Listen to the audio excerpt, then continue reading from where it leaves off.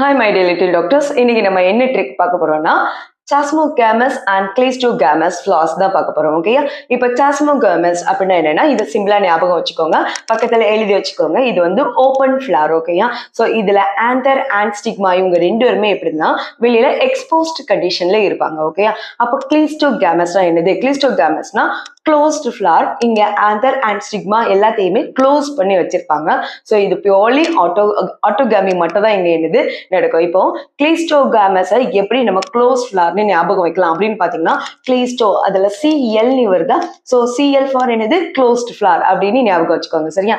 So இந்த ரெண்டு டைப்பான ஃபிளார்ஸும் produce பண்ணக்கூடிய பிளான்ஸ்க்கு எக்ஸாம்பிள் இருக்கா? எஸ், அதுக்கு 3 எக்ஸாம்பிள் இருக்கு. ஸோ எப்படி ஞாபகம் வச்சுக்கீங்கன்னா VOC காலேஜ்னு ஞாபகம் வச்சுக்கோங்க. V for Viola, O for Oxalis, C for Comelina. Okay, so இந்த ட்ரிக்ஸ் வந்து உங்களுக்கு ரொம்ப யூஸ்ஃபுல்லா இருந்ததுன்னா